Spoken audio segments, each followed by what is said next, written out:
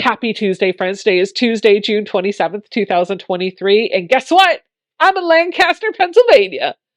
Well, I know it looks like I'm home, but I promise I'm not. I'm at a quilting retreat just outside of the Lancaster area. And actually, tomorrow, Wednesday, June 28th, 2023, I'll be doing a quilt shop hop with some of my quilty friends in Lancaster. And we're going to end the day with dinner at Shady Maple. So if you see me out and about, stop by and say hi. I'd love to give you a hug. Also, I want to let you know my live stream on Friday, June 30th, is going to be from the retreat in the Lancaster area. And I'm really excited about that. If you have never been to a quilting retreat before, a physical quilting retreat, and you want to know what they're like, I'm going to bring you behind the scenes for an hour or two Friday night so you can see what all the fun, all the chaos, and all the commotion is really about.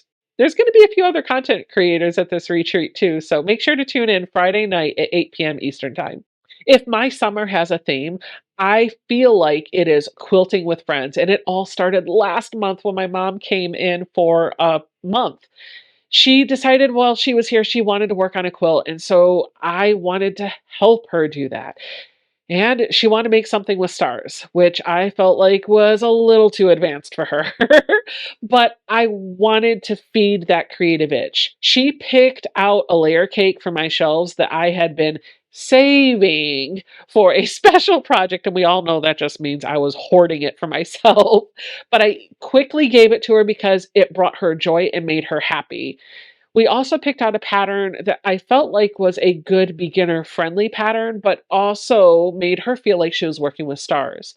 We chose the Layer Cake Pop quilt from Fat Quarter Shop and started this project on a live stream a couple of weeks ago. I'll link to that live stream in the show notes down below as well. I'm taking this opportunity with the Layer Cake Pop quilt with my mom to help build some better quilting skills, but I'm doing it a little bit at a time.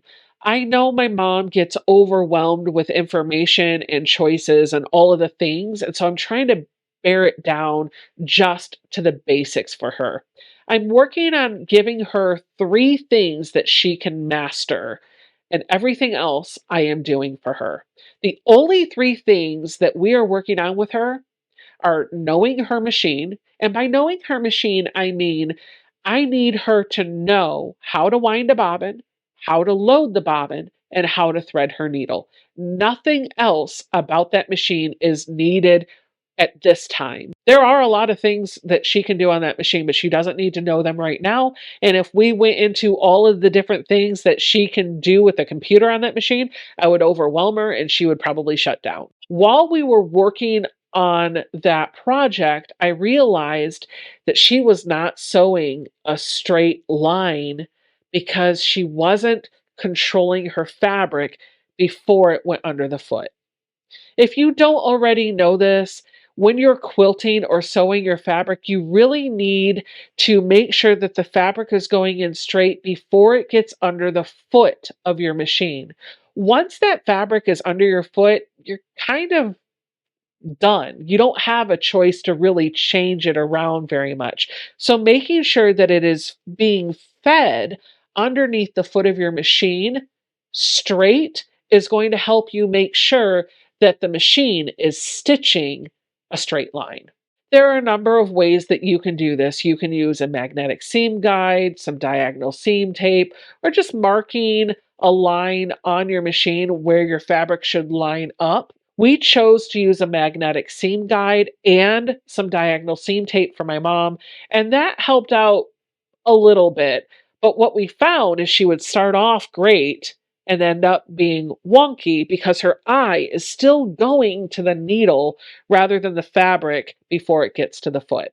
That is something that I need to help her break, but it's going to take time, and honestly, that might not ever change. The other thing that I noticed is her seam allowance is not always consistent. And a lot of that is because she's starting in different positions. Even with the tools that we gave her to line the fabric up before it gets to the needle, those tools and techniques are not helping her get the fabric under the needle at exactly the 1/4 inch spot. So sometimes she's starting a little too shy or a little too great. Most of the times it's too much. And that causes her seam allowance to be off a bit and even a little wonky. I don't know how she's doing it, but I know one of the ways that we're fixing it. We took a look at both of those problems that she had and realized that really, truly, what we could do to help her is to draw the line that we need her to sew on the fabric. So we took all of the fabric. I showed her how to measure a 1/4 inch from the edge of the fabric with a ruler, and I gave her a water soluble marker to draw that line. The water soluble marker is really helpful because that mark is not going anywhere until she adds steam or starch once the block is all put together. That means she can draw all the lines in her fabric and then put the fabric away for a week or a month and come back and the marks will still be there for her to sew on. And if something happens and she needs to do a quick dry press with no steam or starch, the mark doesn't go away either. It's probably not the best technique to teach her to draw the line on all of her fabric and sew on the line, but the reality is that technique, while not great for everybody, is allowing her to get some blocks that are better than some of the blocks that I've turned out for this quilt. In fact, it's made me a little envious of how perfect her blocks are. I am so proud of the progress that she has made with her quilt. As of the recording of this video, she has taken all of her 4.5 inch squares from the pattern and added the white border around those squares. The next step for her is to do the stitch and flips on the 8.5 inch by 2.5 inch pieces of fabric in opposite corners so that we create the illusion of that secondary pattern, which is the star in the quilt top. That one's a little bit trickier for her, but she is doing it. She didn't get very many done before she left, so I anticipate that this is going to have to be a technique that I reintroduce to her when we go to quilting retreat in Alabama next month. It's the same method. We're going to draw a line from corner to corner, and she's going to stitch right on that line, and everything's going to be beautiful. Everything else that comes with quilting, starching your blocks, squaring your blocks, cutting your yardage, subcutting according to the pattern, reading the pattern, I'm not giving my mom right now. I'm not having her learn that because I know her brain is working so hard to learn just how to sew straight and make that consistent seam allowance block after block. As we go on in this journey, if she wants to continue making quilts, I will bring in other techniques one at a time or other things on the machine that she can practice one at a time. But I don't want to overwhelm her. I can't wait to show you what her quilt looks like, and I'm hoping that we'll have it finished once we leave our retreat in Alabama, at least the quilt top. I'm hoping that we'll have it finished when we leave our Alabama retreat in July, and I cannot wait to show you what this looks like. Like I said, I believe she's going to knock it out of the park, and it's going to be beautiful. I've been lucky enough to spend some quality time with some other quilty friends.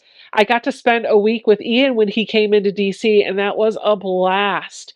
On Friday, June 16th, he joined me for a live stream. We made some postcards. I'll link that video in the show notes down below. But then I joined him on his channel on that Sunday where we did a live Q&A, and I will link that video in the show notes down below. He just gathered a bunch of questions and we both took turns answering them. In fact, Mary was even with us, although she wasn't on camera. I think you could hear her in the background. She joined us for a little bit of that Q&A too. Over the past few weeks, I have been continuing to design, write, and test some quilt patterns I'm really excited to share with you. Spoiler alert, there will be one coming next week, so you'll want to make sure you're keeping an eye on my website for that. And of course, I'm continuing the work on the layer cake pop quilt, and I hope that I will have it finished by the time I leave the Lancaster retreat next week. This month, I have dropped 5 new patterns. All of them are FPP and all of them are just patterns for a single block. This block will measure 5 inches by 7 inches, which is designed to be used for a quilted postcard. Ian has a wonderful tutorial on how to make a quilted postcard that I'll link in the show notes down below. You can check that out if you'd like. And he also has an FPP tutorial, which I will also link in the show notes down below if you want to check that out. The first of the 5 patterns that I dropped is a progress pride flag. It is free now. It will always be free. I am never going to charge you for this pattern. The other 4 patterns, however, are $3 a piece, with the exception of one. The high quilted postcard is free until I come back from retreat on July 2nd. So you'll want to make sure to go grab that for free right now because the price is going to go up to $3 in just a few days.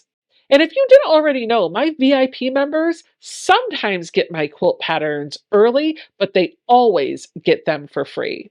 So if you're liking the patterns that I'm dropping on my website and you would like to have unlimited access to all of my patterns in a nice formatted library without buying them from my shop, consider joining my VIP program. It is $5 a month. It gets you access to all of my patterns.